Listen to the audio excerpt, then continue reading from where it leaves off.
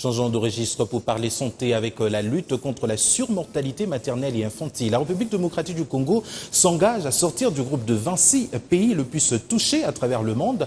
C'est possible avec l'implication de tous les services, estime le gouvernement. Il faut donc améliorer la qualité de services de santé accessibles à toute la population.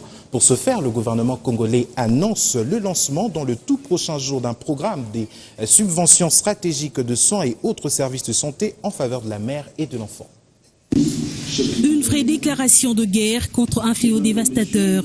Le gouvernement congolais a pris l'option d'une lutte acharnée et s'engage désormais à extirper la RDC du groupe des 26 pays concernés par la surmortalité maternelle et infantile. Cet acte de déclaration publique exprimé au cours d'une rencontre d'échange entre les services du ministère de la Santé ainsi que les partenaires impliqués dans la santé maternelle et infantile est le point d'ancrage d'une révolution contre une catastrophe longtemps exterminatrice.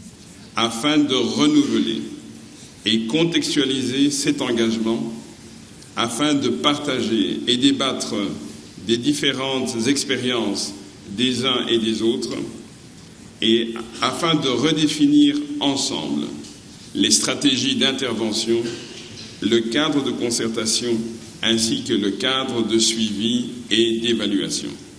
Mortalité maternelle et infantile, des mots qui doivent être rayés du vocabulaire quotidien de la population et du personnel soignant. Le gouvernement congolais est donc décidé d'agir contre ce phénomène croissant. Agir pour que cette situation s'améliore. Et agir maintenant, ensemble, de manière coordonnée et à travers des stratégies qui assureront la pérennité des acquis et l'appropriation des méthodes par les bénéficiaires. Déterminé à prendre la tête de cette bataille, je vous annonce que le gouvernement lance dès le mois prochain un programme de subventionnement stratégique de soins et autres services de santé à la mère et à l'enfant. À travers cet engagement, le gouvernement va réduire le taux de décès évitable de la mère, du nouveau-né et de l'adolescent et va ainsi se conformer à l'objectif 3 de développement durable.